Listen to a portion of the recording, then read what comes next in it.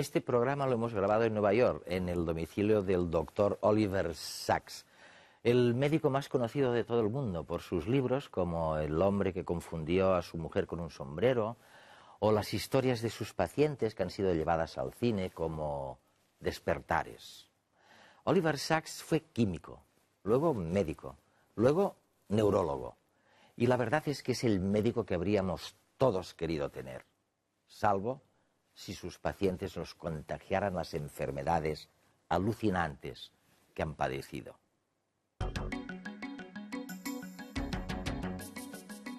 Oliver Sacks es uno de los neurólogos más famosos fuera del ámbito académico. Narrador sorprendente, Sacks transforma la exploración científica en obras literarias de profundo calado humano. Oliver Sacks nació en Londres, en una familia de doctores, químicos y maestros que ya de pequeño le inculcaron la importancia de la curiosidad, la experimentación y la lectura. Su fascinación por el mundo natural le llevaría a estudiar medicina en Oxford y neurología en Los Ángeles.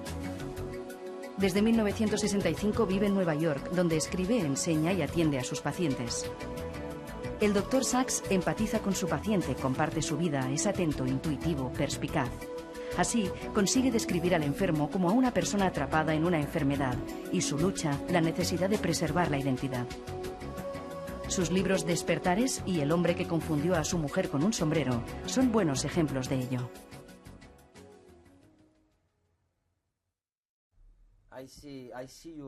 Veo que tu librería está llena de Oaxaca, cocina, plantas. Oye, ¿qué se te había perdido en Oaxaca? Fui a Oaxaca especialmente para observar las plantas, los helechos, con mis colegas botánicos, pero luego me interesó todo y me encantó la comida de allí. Los helechos los llamamos, creo, helechos en español. Tu pasión por ellos es curiosa, ¿no? ¿Tiene alguna relación con la edad inmemorial de la planta? ¿O, bueno, cantidad de millones de años que tienen los...?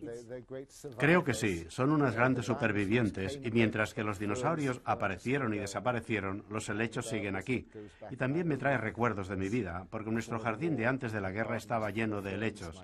A mi madre le encantaban los helechos. Pero no tienen nada de atractivo, ¿no? Los especialistas en helechos creen que son maravillosos, aunque es evidente que no tienen ni la forma ni los colores de las flores. Son una forma de vida más simple, pero tienen su belleza particular, una belleza muy delicada. Son máquinas para sobrevivir. Y realmente, tú has estudiado más que nadie las estructuras, los modelos de supervivencia bajo las enfermedades neurológicas. Vamos a recordar para nuestra audiencia lo que fue seguramente el caso más famoso, el del hombre que confundió a su mujer con un sombrero, que es un caso de agnosia visual o como lo llames. ¿Qué sucedió en realidad en el cerebro de alguien que confunde a su mujer con un sombrero? Con este hombre, que era un gran músico y cantante, lo que sucedió es que la parte visual del cerebro empezó a degenerar y empezó a tener problemas para reconocer por la vista lugares y personas. Aunque tan pronto como hablaban las podía reconocer, y también lo conseguía si las tocaba. Pero empezó a cometer errores visuales absurdos. Y en una ocasión, cuando alzó la mano para ir a coger el sombrero, le tocó la cabeza a su mujer en su lugar. Y ese fue su absurdo y tan famoso error. Y, bueno, mediante paciencia y paciencia, ¿tú crees que se puede hacer algo con eso? Él pudo hasta cierto punto reemplazar el reconocimiento visual por el reconocimiento musical. No podía encontrar su ropa, pero si cantaba y componía un fragmento musical, lo conseguía. Este es un ejemplo del mecanismo de supervivencia del cerebro, de la persona que se adapta y encuentra otras maneras de hacer las cosas.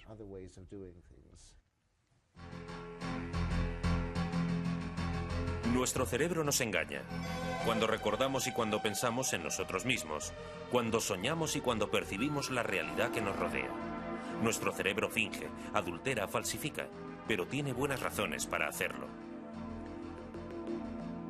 Nuestro cerebro es un dispositivo fruto de la selección natural y está dedicado al servicio de un organismo vivo, nosotros. ¿Y cuál es la meta de todo organismo vivo? La supervivencia.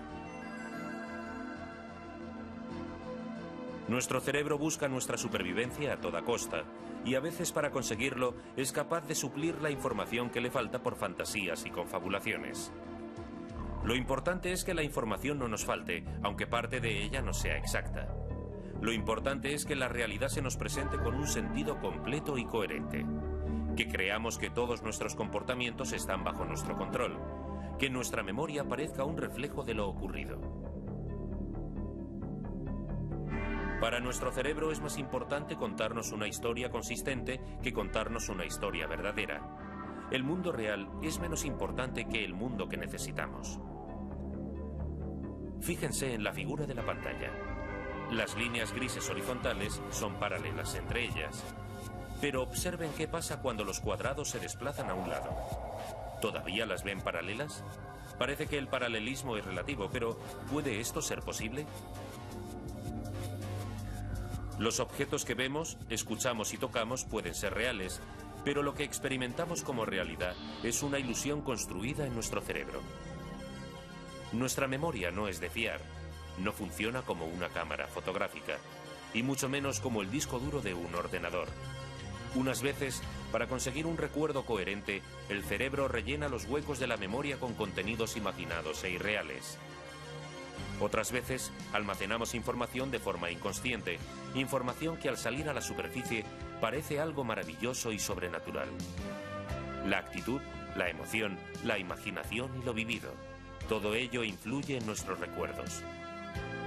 Lo cierto es que vivimos en un mundo construido por nuestro cerebro, y por nuestro bien, unas veces nos muestra cosas que no están y otras nos esconde cosas que sí están.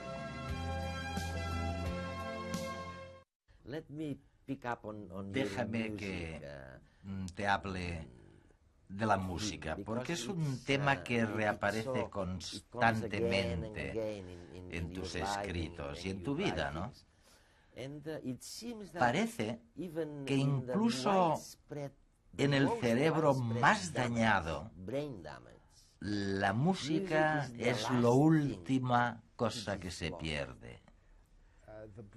El cerebro sintoniza mucho con la música, incluso en personas de las llamadas poco musicales. Crecemos en un entorno en el que hay música por todas partes, ya sea música popular, sofisticada, jazz, clásica. Todos hemos crecido en un entorno musical. Y el cerebro es muy sensible a la música. La música está presente en todas las culturas.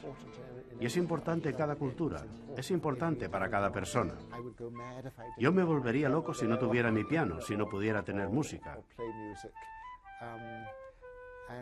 La música también tiene un gran poder organizativo. A menudo en las canciones de los niños.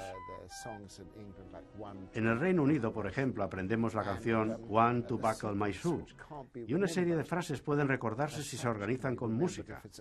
La gente recuerda toda la letra de una canción si va acompañada de la música. A menudo la gente con afasia, que han perdido el lenguaje, puede mantener el lenguaje si está con música. Con música, sí.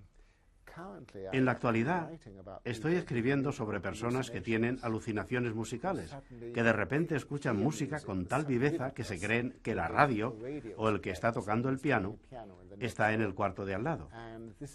Esto es diferente de imaginarse la música, porque ellos creen que la perciben. Tu primera experiencia terapéutica con la música fue en ese libro maravilloso, Despertares.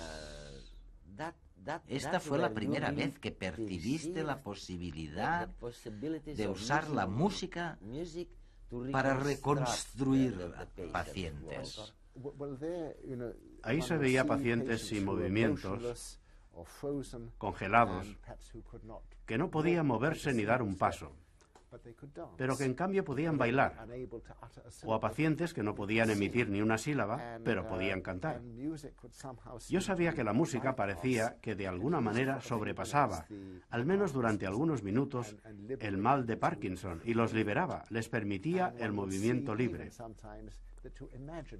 A veces se podía ver incluso que solo cuando se imaginaban la música también podían funcionar de una manera similar, solo pensando en ella, y todo cambiaba. Las ondas cerebrales cambiaban, había un cambio neurológico profundo con la música. Como has dicho, esto lo analicé primero con personas que padecían Parkinson y luego con otras que estaban como congeladas, como las personas de Despertares.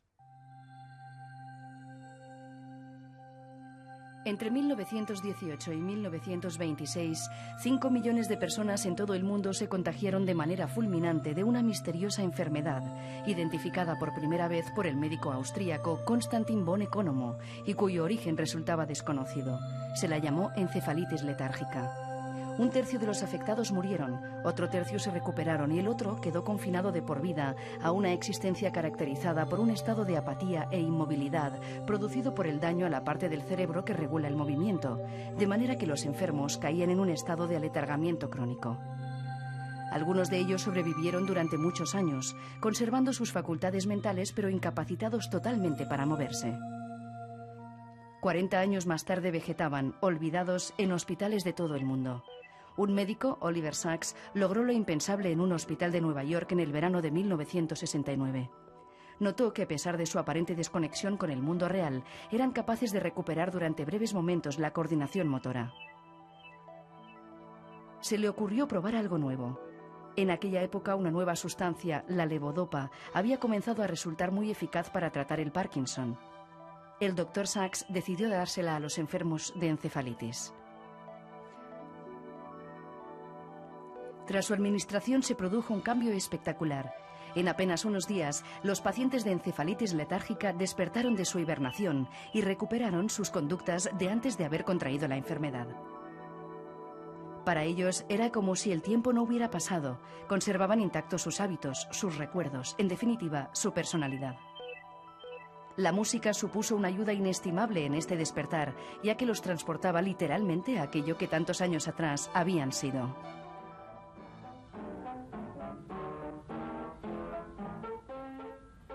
Sin embargo, tuvieron que afrontar que habían pasado más de 40 años.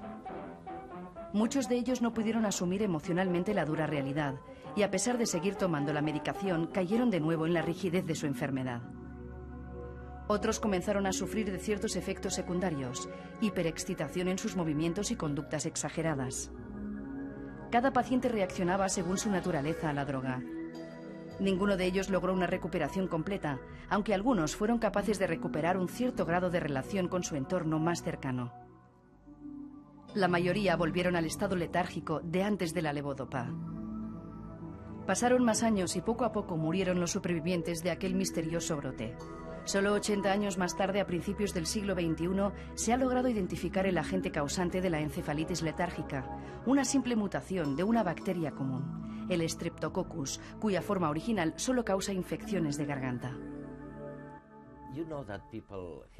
Sabes que mucha gente se ha preguntado cómo es posible que este niño fanático de la química, que siempre estaba pensando en fórmulas químicas, después de pronto desarrolla un interés enorme por los pacientes y se obsesiona por la neurología.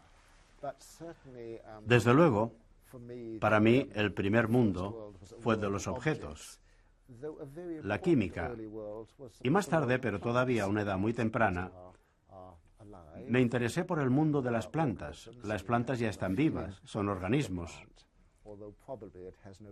Y se puede tener sentimientos hacia las plantas, aunque probablemente ellas no tienen sentimientos hacia nosotros.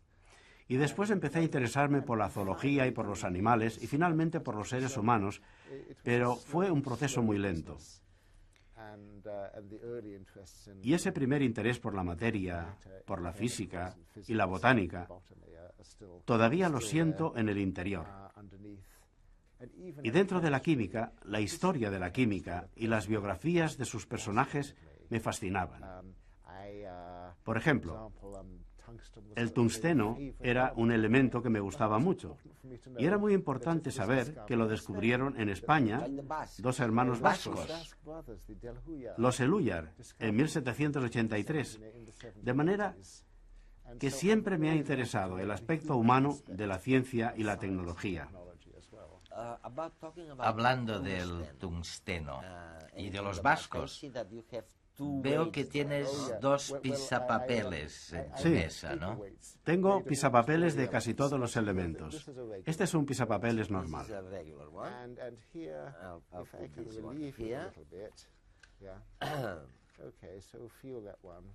Y este, a ver si puedo llegar. Sí, este, cógelo. Esto es tungsteno, ¿no? Sí, este es tungsteno o wolframio y me encanta su densidad. Por algún motivo creo que es un metal maravilloso y noble. Quizá este pequeño cilindro seguirá aquí dentro de 1000 millones de años, será un superviviente. Y ya sea en las personas, las plantas o los elementos, me gustan los supervivientes. Desde la niñez, en tu despacho hay fotografías por todas partes, y en tus memorias, y en los museos a los que ibas, se ve siempre este interés por la tabla periódica. Creía que ibas a mencionar la tabla periódica que tengo en el lavabo. Bueno, la he visto. Y uno de los miembros del equipo de grabación me dijo enseguida, es la primera vez en su vida que va al lavabo y se encuentra con una tabla periódica. Y si vas a mi dormitorio, verás que tengo una tabla periódica enorme sobre la cama, una colcha de patchwork que dice durmiendo bajo los elementos, que es la tabla periódica. Esto te da la seguridad de que existe una especie de orden en el caos en el que se expande el universo.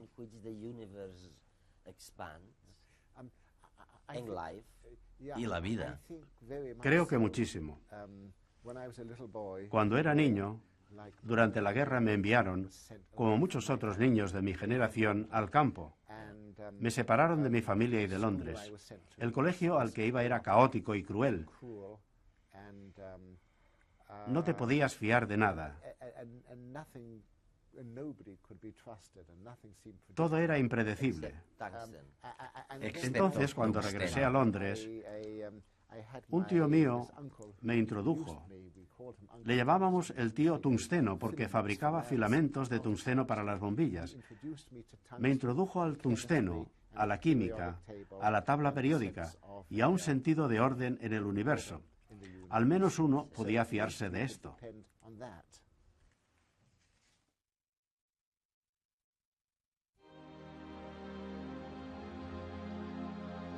Desde siempre hemos sentido curiosidad por la materia que nos rodea y nos constituye.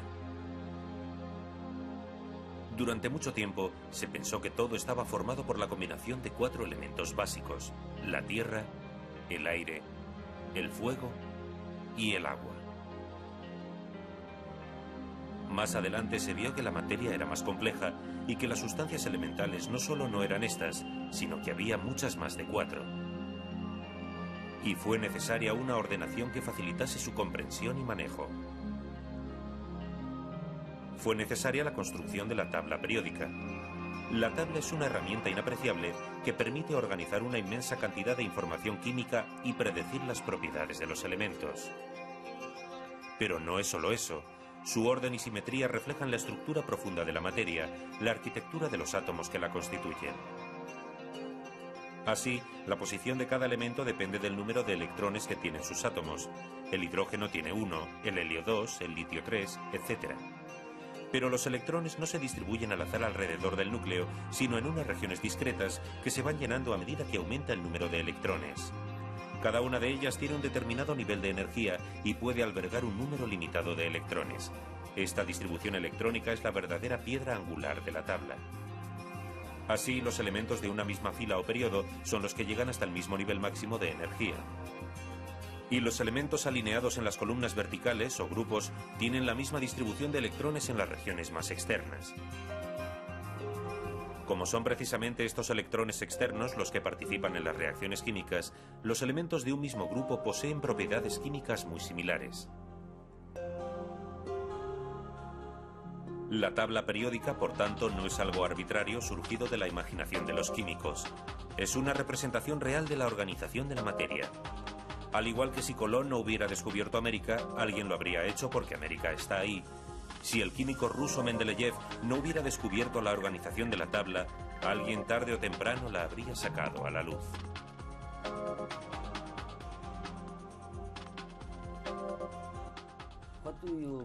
¿Qué prefieres? ¿La luz de gas o las bombillas modernas?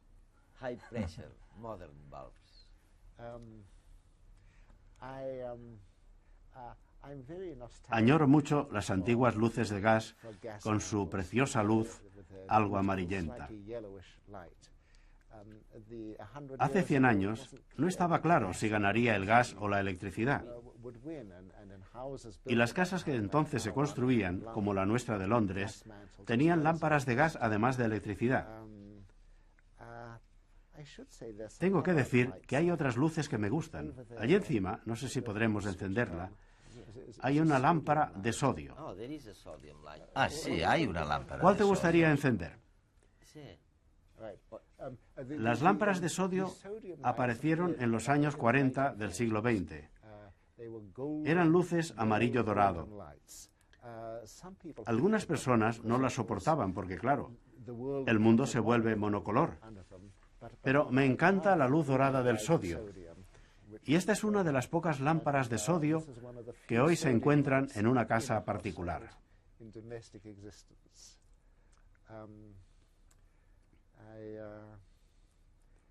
El sodio es uno de mis elementos favoritos y creo que esta luz dorada anaranjada es mi color favorito.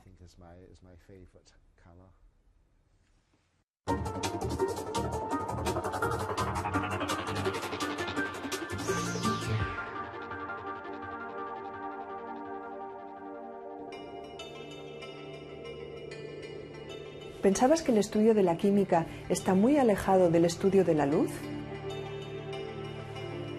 En muchos aspectos, me dijo el tío Dave, la historia de los descubrimientos químicos era inseparable de la búsqueda de la luz.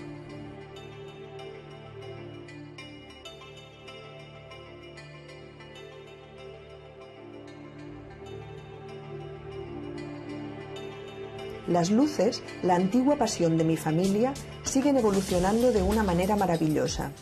Las luces de sodio, con su espléndido amarillo, se pusieron de moda en los años 50, y las luces de cuarzo y oro, las resplandecientes luces halógenas, aparecieron en los 60.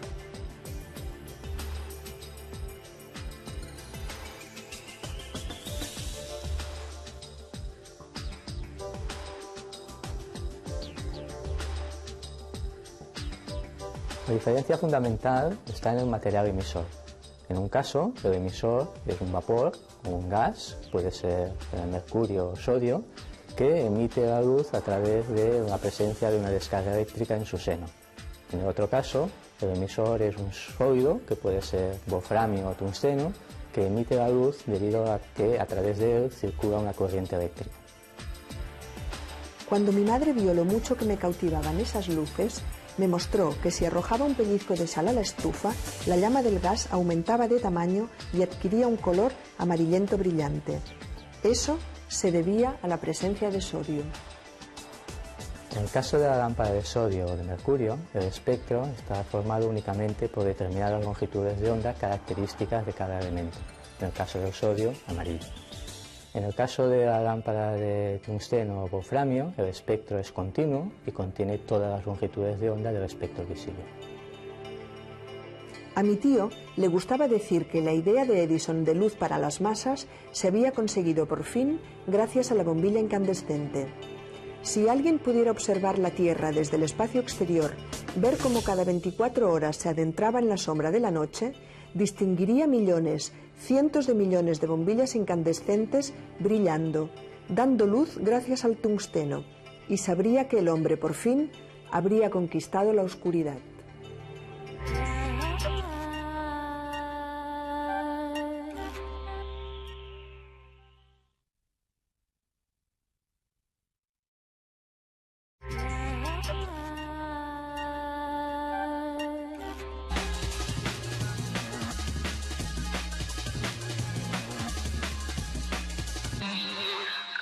Té o café. Ya no es cuestión de gusto, sino de rigor científico.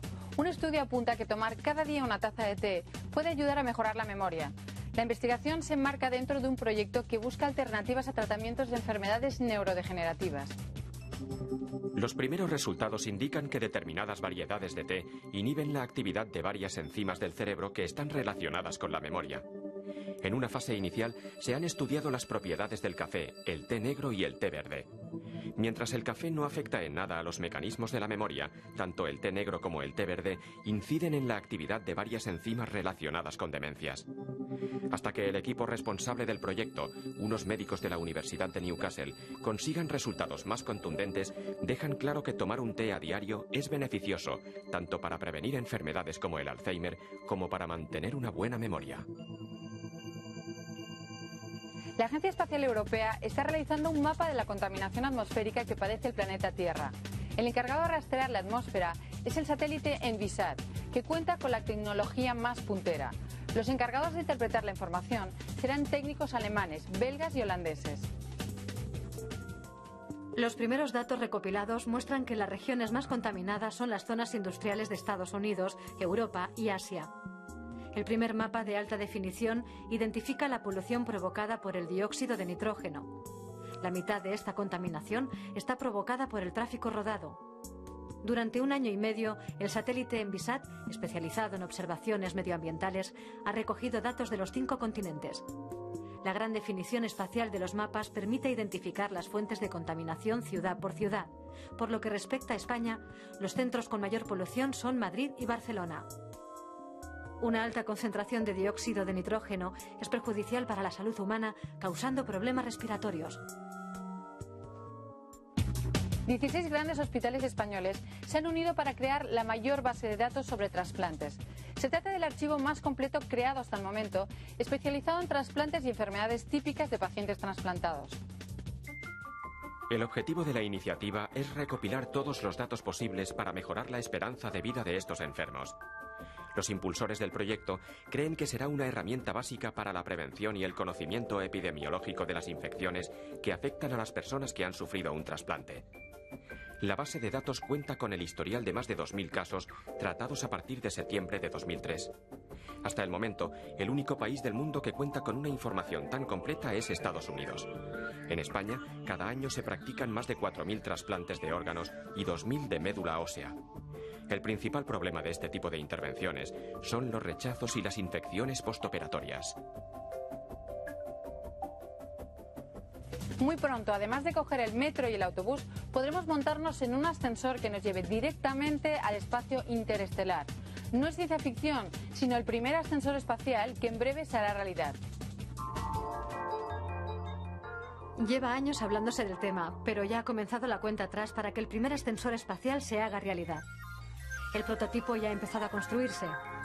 Según las previsiones, a finales de año se podrán ver las primeras imágenes. Lo está construyendo una empresa norteamericana en unos laboratorios de Seattle. Un cable conectará una gran plataforma anclada en la Tierra con un satélite que orbitará sobre el planeta a más de 35.000 kilómetros de distancia. El ascensor podrá transportar tanto personas como mercancías. El dispositivo para moverse aprovechará la fuerza de la gravedad de la Tierra.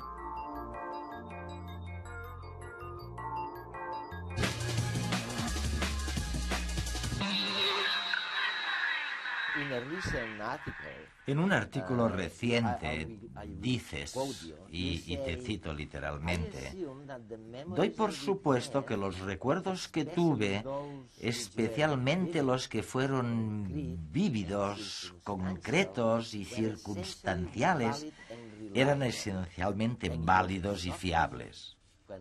Y para mí fue traumático descubrir que algunos no lo eran. ¿Tiene esto alguna relación con la evolución de la idea que tenemos del cerebro?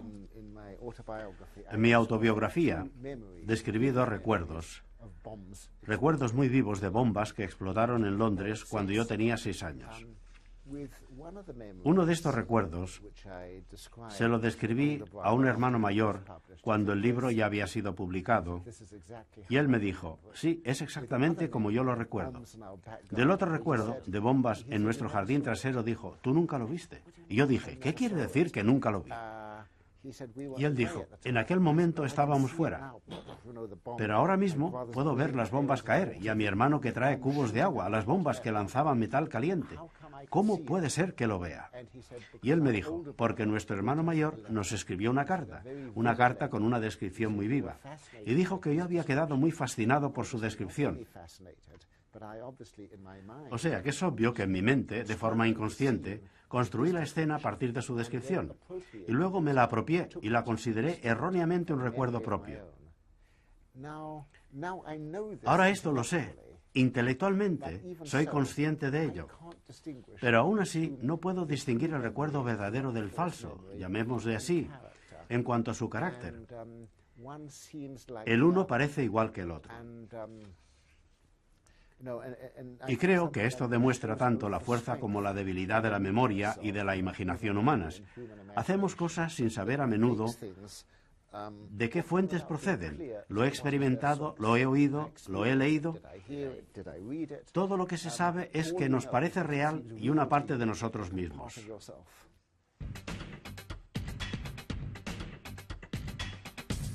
Cayó el mito de la memoria humana como sistema fiable de almacenamiento de datos, como miles y miles de fotografías multimedia de la realidad vivida.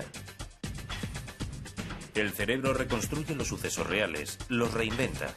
Junto a ellos, al recordar, acuden a la conciencia aspectos asociados a la realidad que nunca ocurrieron. La neurología ha conseguido seguir los pasos de consolidación de un recuerdo, desde la entrada de un suceso en la memoria a corto plazo hasta su establecimiento en la memoria a largo plazo.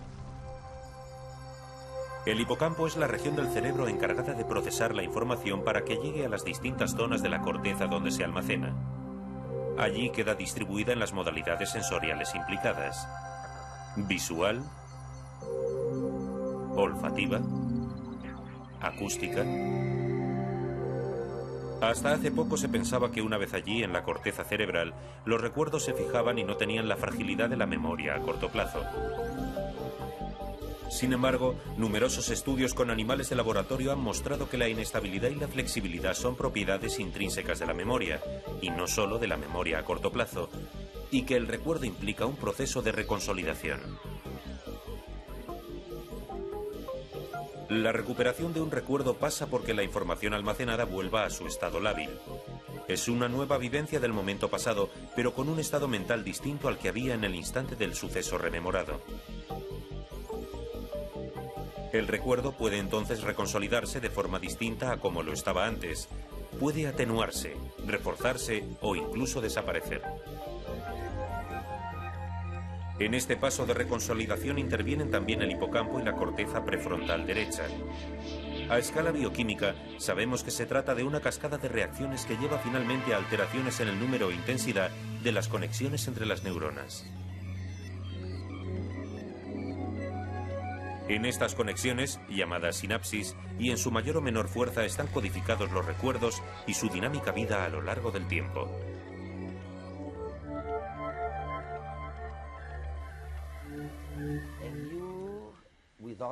Y tú, junto con otros neurólogos, habéis hecho una especie de contribución muy importante, una revisión, en el sentido de que Nunca aceptasteis la idea tradicional de que la memoria es simplemente una especie de registro de los datos de la experiencia cotidiana en el córtex, que está ya inscrita en el córtex, fosilizada, ¿no? Vosotros dijisteis, no. Oye, ¿qué dijisteis? Un buen colega mío habla del frágil poder de la memoria. No hay dos personas que describan un suceso de la misma manera. Increíble, ¿no? Los testigos de un delito dan versiones diferentes. Ninguno de ellos miente. Ven las cosas desde perspectivas diferentes. Hacen sus propias asociaciones. Tienen sus propias emociones. Esto intrigaba a Freud en los años 90 del siglo XIX, cuando muchos de sus pacientes le describían cómo habían sufrido abusos sexuales en su infancia. Al principio lo tomó como si se tratara siempre de una verdad histórica literal, y después empezó a preguntarse si a veces la imaginación o la fantasía no habían intervenido. Y esto lo vio claro cuando la gente empezó a explicarle historias de que habían sido abducidos por extraterrestres y haber sido llevados a una nave espacial. Si tuviéramos memorias fotográficas, en cierto sentido, las cosas resultarían más fiables, pero seríamos como máquinas.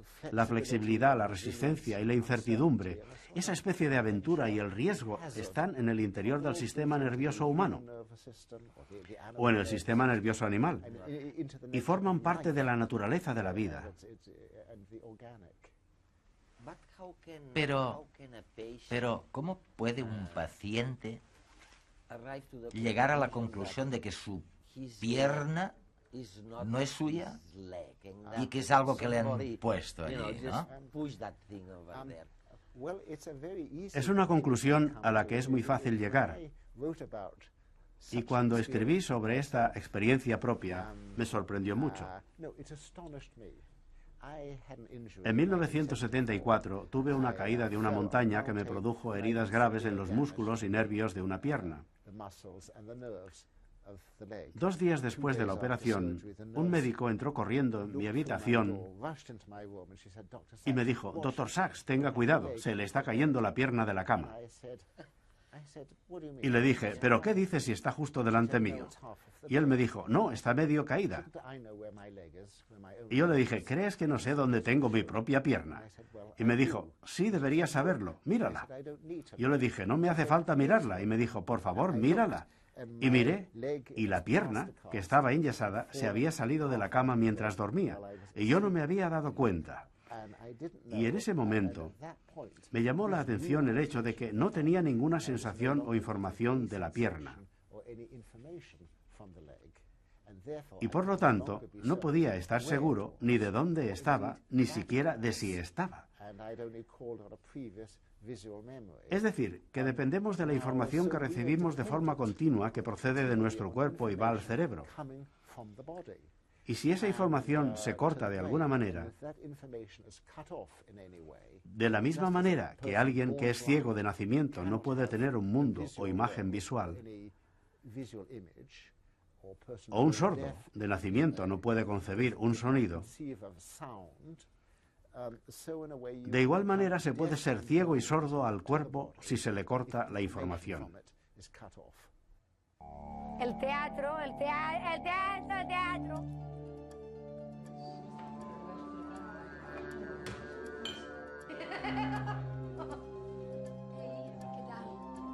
Mari y Fernando padecen el síndrome de Gilles de la Tourette, enfermedad de la que Oliver Sacks es un gran divulgador.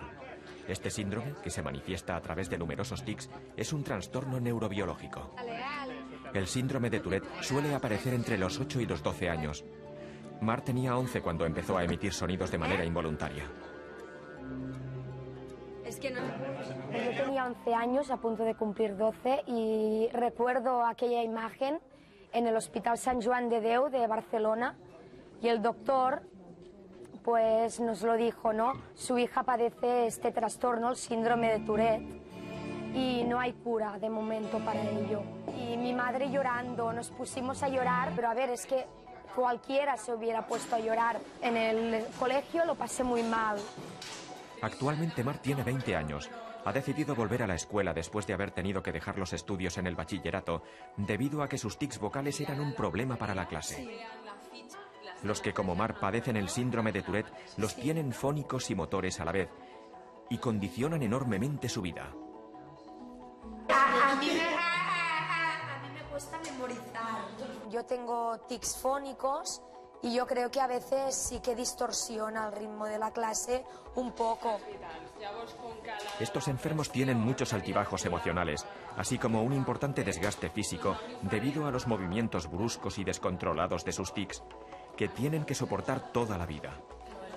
Las personas que padecen esta enfermedad tienen exceso de dopamina, que es un neurotransmisor cerebral. Algunos enfermos presentan también cuadros obsesivo-compulsivos.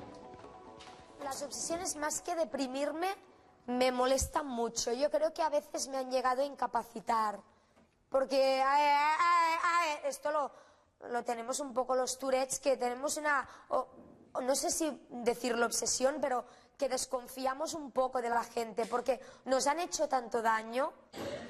Oliver Sacks, después de observar durante 20 años a muchos Tourette, cree que el síndrome no es solo una enfermedad, sino un modo de ser para muchos individuos.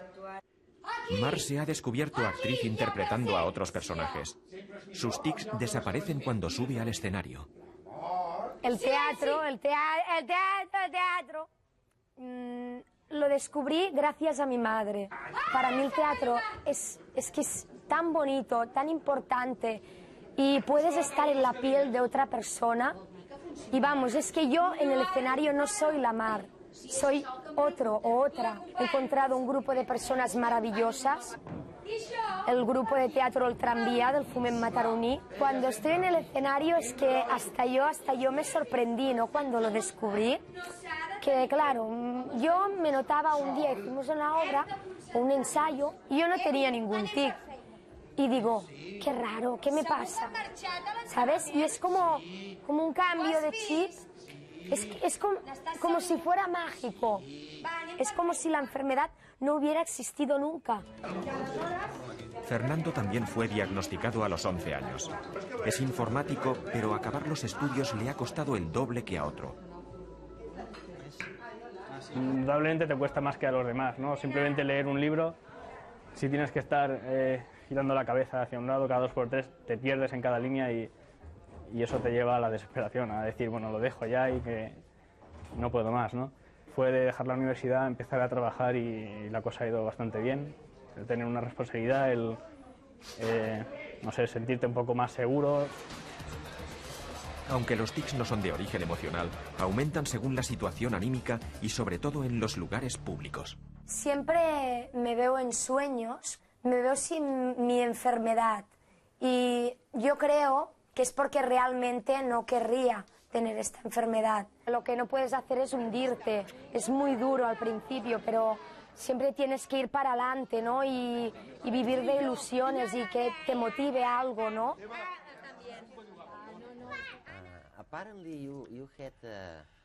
Al parecer, fuiste a España, no me acuerdo cuándo, pero encontraste a la reina que se interesó por lo que tú estabas estudiando, ¿no? Dímelo. Fue en 1990, cuando acababa de estrenarse la película Despertares. Hubo un pase especial de la película con la reina y estuve sentada a su lado. Por supuesto, no era una ocasión en la que pudiéramos conversar demasiado, pero después recibí una llamada pidiéndome si podía acudir al palacio al día siguiente. Fui al palacio y hablamos de muchas cosas. Y después la reina dijo en cierto momento, ¿en qué estás interesado ahora? ¿Sobre qué estás escribiendo? Y le dije, sobre los sordos, Majestad. Y ella dijo, ¿en qué situación se encuentran los sordos en España? Y le dije, no lo sé, Majestad. Y ella dijo, pues debes descubrirlo, investigar sobre ello y escribir sobre ello. Yo te apoyaré, y lo hizo. Sí. Así que volví a España y pasé 2 semanas hablando con sordos y yendo a asociaciones de sordos. Y en la segunda edición del libro Escuchar con los ojos hay un prólogo especial que trata de la historia y las condiciones de los sordos en España. Y esa edición está dedicada a la reina, la cual, por cierto, está muy interesada en el lenguaje de signos y en los lenguajes especiales que los sordos crean en todo el mundo. Este es un tema francamente muy interesante. Cómo una persona sorda puede conocer a otra persona sorda de la China o de Argentina y comunicarse con ella bastante bien. Mucho mejor de lo que pueda hacerlo un hablante. Con el inglés y el chino. Sí, el inglés y el chino no tienen nada en común, mientras que el lenguaje de signos británico y el chino tienen bastantes elementos en común. De hecho, tú empezaste a escribir a una edad muy temprana y cuando eras muy joven y te estabas ejercitando porque querías ser escritor, al parecer hiciste algo como Picasso con sus pinturas. No parabas de escribir, producías toneladas. Es verdad que desde que tenía 14 años o 12 he sentido la necesidad de escribir. La experiencia para mí tiene que continuar siendo explorada por medio de la escritura. He llevado diarios durante casi los últimos 60 años. Alguien los contó y creo que ahora tengo 650 diarios. La mayor parte nunca se han visto. Pero al principio de la entrevista estábamos hablando de Oaxaca. Y de hecho, este es mi diario de Oaxaca. Periódico. La edición española. Bueno, hay otras ediciones, ¿no? O sea, que llevar un diario constituye para mí una actividad esencial. Hay otra, esta es otra contribución tuya. Mi padre era un médico rural. Es algo que me va derecho al corazón, ¿no? En realidad, tú cambiaste, bueno, tú le recordaste a la gente que había 2 concepciones a la hora de aplicar la medicina. La convencional, en la que el héroe es el médico, y en la cual te guían hacia un diagnóstico a través de tablas o cifras o ratios que cada día son enumeradas de manera más objetiva. Y así, bueno, y así se llega al diagnóstico. Y tu gran contribución ha sido decir, el héroe es el paciente. Y lo que interesa es ayudarle al paciente a reconstruir su mundo, casi sin que importe cuál es la enfermedad. Eso ya se verá más tarde. ¿Me equivoco? El primer acto médico, por supuesto, es determinar qué está sucediendo, hacer un diagnóstico para poder hacer algo. Y yo puedo actuar muy deprisa si me parece necesario. Una vez, cuando trabajaba en un geriátrico, oí un grito horrible. E inmediatamente un hombre en la habitación de al lado padeció un ataque mientras comía. Se había atragantado con un muslo de pollo. Y esto que has explicado no habría funcionado. La única manera de salvar su vida era coger un cuchillo y hacer una traqueotomía. Y es lo que hice. Pero en la mayoría de casos, mi práctica se produce con personas que han de enfrentarse con algo que les ha sucedido, o que quizá arrastran desde el nacimiento. Y es por eso que la reconstrucción de su vida se convierte en algo fundamental, absolutamente fundamental. Por ejemplo, un artista que he tratado que debido a un golpe en la cabeza y quizá también a una embolia en la parte visual de su cerebro, había perdido de repente toda percepción del color y toda la capacidad de imaginarlo.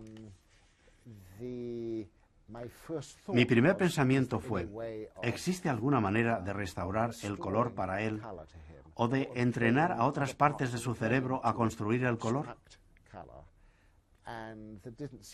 Y parecía que no había ninguna manera de hacerlo. De manera que, básicamente, le ayudamos no solo a aceptarlo, sino también a sentirse creativo y feliz en un mundo en blanco y negro. ¿Qué podemos decir? Quizá 200 millones de personas necesitan ser vacunadas contra la gripe. Pero también existe ese individuo que padece una embolia o un golpe en la cabeza o lo que sea. Y entonces tiene que haber este intento paciente, lento y largo de reconstruir su vida. Y eso requiere escuchar mucho y apreciar las cualidades personales del paciente. Y esto es lo que me gusta hacer.